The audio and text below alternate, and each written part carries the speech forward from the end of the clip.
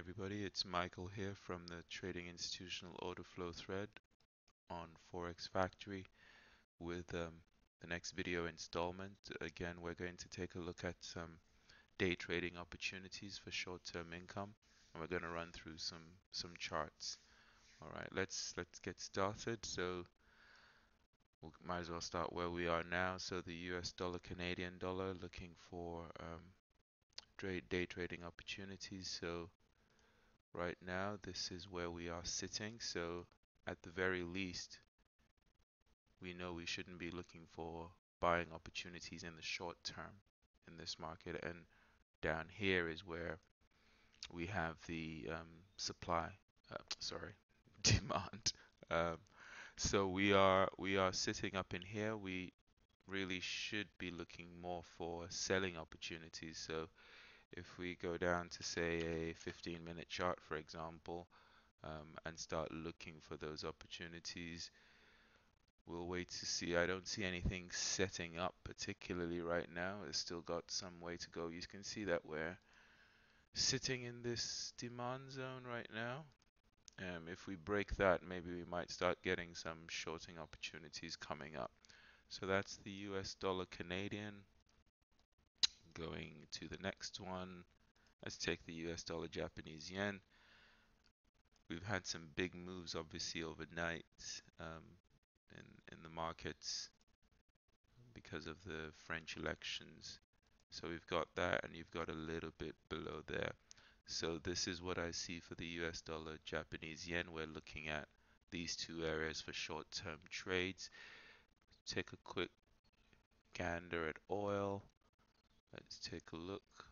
This is the daily chart. So with oil, we're looking at this area for the daily opportunity, and we are looking down in here now for any buying opportunities.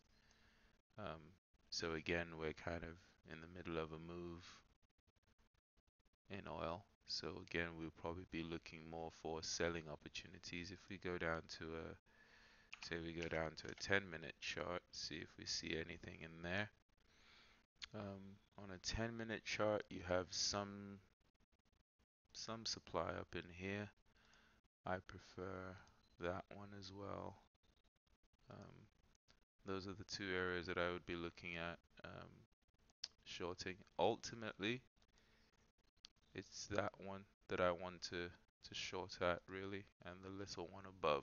So these ones are closer to price. They may give you a bit of a push down, but watch the profit margin as prices come into this one. I'm not so keen on these ones now that I have these two up in here, but for a quick bounce, depending on how prices return to these levels, you may want to consider looking at these areas. Again, remember, these are just for educational purposes.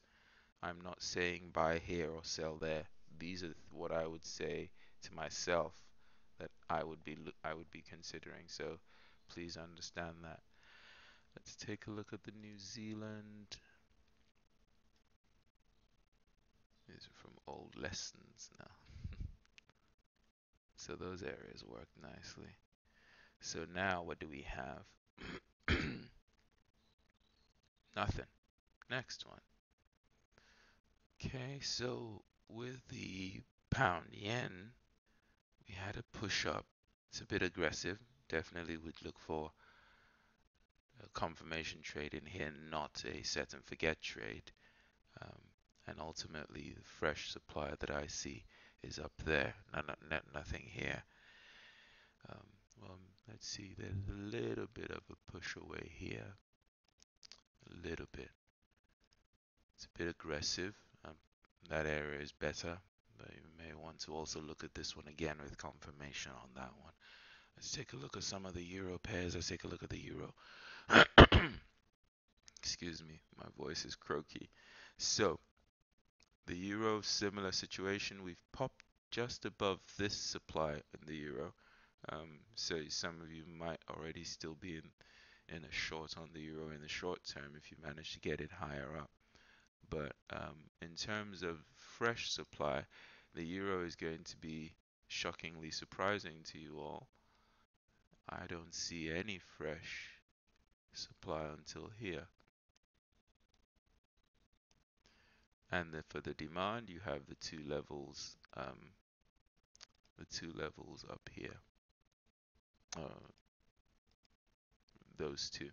So we have demand there, and in terms of anything significant for supply is up there. So the euro basically has quite a bit of room to go in terms of going to the upside. All right, so that's the euro. Looks like a good opportunity. Where I'm gonna see if I can get a pullback into any of these two areas and then look to take it. So take a look at the euro pound. The euro pound is coming close. Coming close. And in terms of demand, again, let's see, do we have some formed in here? Actually, that's incorrect. It should be like so. So depending on how today closes, we may or we may not. For now, that is the supply. I'm not going to count that as demand because we haven't closed today yet. And that will be I'm not going to count that as supply, sorry, and that will be the demand. So this is what I'm looking at. So for short-term income trading, this is the area to look at. And the CAD yen, anything interesting in there? Not really. Not really. I don't see anything useful. Let's take a look at the Aussie. Oh wow. Look at the levels. Nice. Okay. I totally forgot about these ones. Let's clear it all up now. Well, for now, it looks like we're stuck in this range. Up in there for supply, back down into this area for buying. So these are the levels actually still are very good. These are the levels to watch for the day trader. If you're going to be selling, look to sell up in here. If you're going to be buying, look to buy down in here for now until either side breaks. And just play the range.